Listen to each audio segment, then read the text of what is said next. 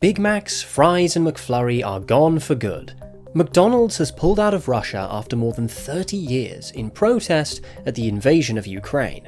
No happy meals for unhappy kids. But the Kremlin has unveiled a substitute. Tasty and that's it.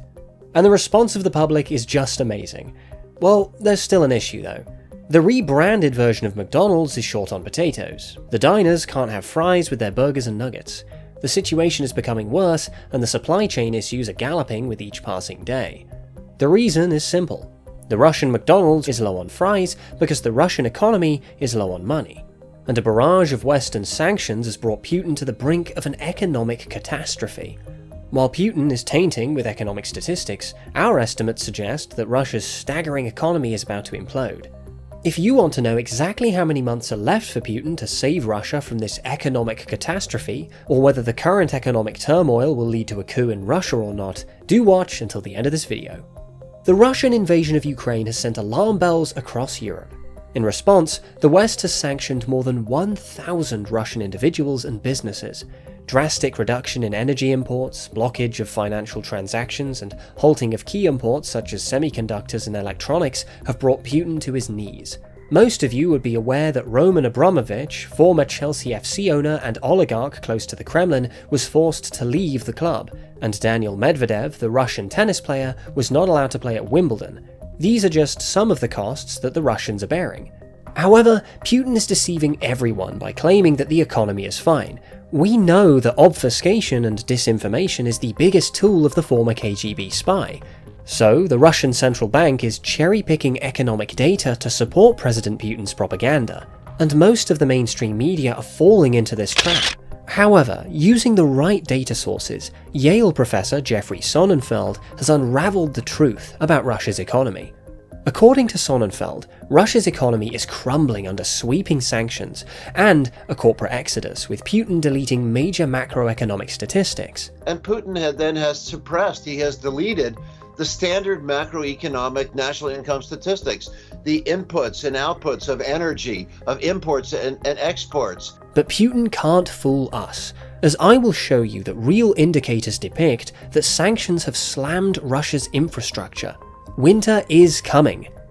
In reality, the corporate exodus out of Russia has reversed nearly 30 years' worth of foreign investment.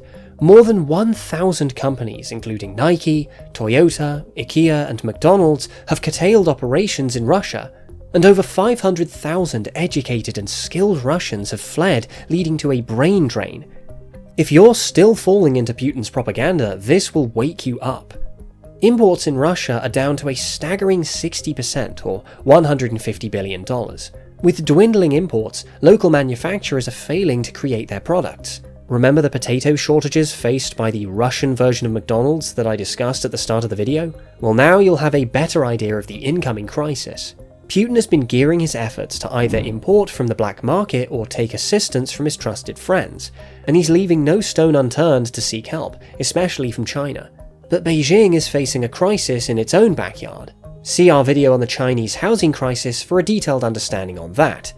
Nevertheless, the threat of secondary sanctions, in case of any assistance to Putin, is hovering over the heads of Chinese investors, and Beijing doesn't want to cut off its ties with important partners in Europe. Since the start of the war in Ukraine, Chinese exports to Russia are down substantially. Resultingly, in the absence of any help from allies, Russia is on the verge of collapse. Robin Brooks, the chief economist at the Institute of International Finance Trade Group, tweeted this: "You can see that by the end of this year, the Russian GDP will collapse by 30%. The crisis on the export front is even more daunting. Russia supplies more than 40% of its gas to the European Union, a major source of revenue for the Kremlin. According to the central bank, Russia's total exports reached $489.8 billion in 2021.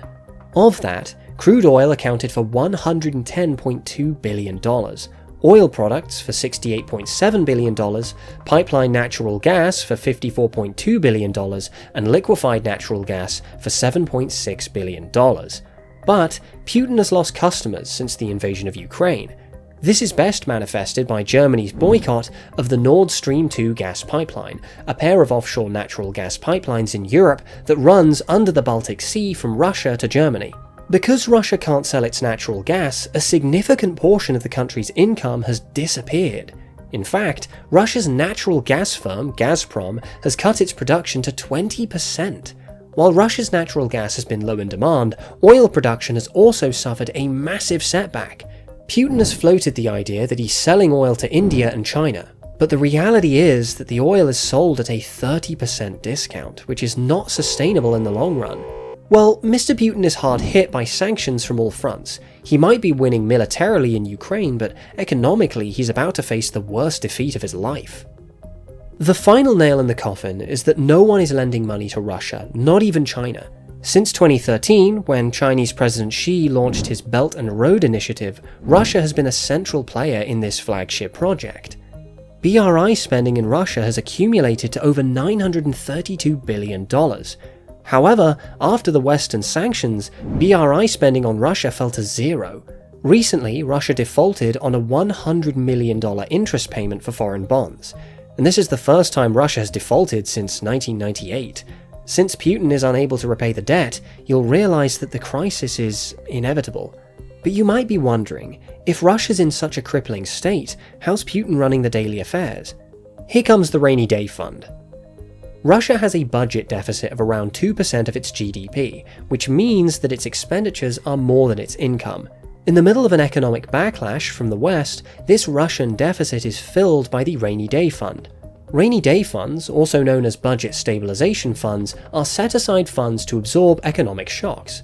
Russia has around $640 billion in its stabilization fund. However, most of them are deposited in Western banks. Guess what? Warning signs for Moscow. So this means Russia's running out of money, and they have 12 to 18 months to withstand these budgetary pressures. The Russian economy is about to implode if Putin doesn't end the war. Already, the war has dismantled the European order with issues ranging from energy crisis to massive inflation. There's also a threat of nuclear war, especially if Russia has no other options. But some believe the doomsday machine will not be used, because before Putin can do this, he might actually fall from the corridors of power. Former FBI Special Agent Clint Watts believes that a revolution against Putin has become likelier since the war began. In fact, it's probably more plausible than a coup. According to Farida Rustamova, a Russian reporter well-sourced in the Kremlin, high-ranking civilian officials in the Russian government are unhappy about the crippling Russian economy. Thus, the possibility of Putin's political demise can't be ruled out. The next 12 to 18 months are crucial for the world in general and Russia in specific. But one thing's for sure, the economy is in extremely bad shape, which is the exact opposite of what the Russian central bank and Putin are depicting. But what do you think about this worsening economic crisis? Will Putin end the war and avert these Western sanctions? Or will we see another demise of the Russian economy? Let me know in the comments below if you think so. If you enjoyed this video, be sure to watch our previous video about why the Russian economy is actually pathetic. And don't forget to click that subscribe button. I make videos like this every week where I uncover the secrets of money and business.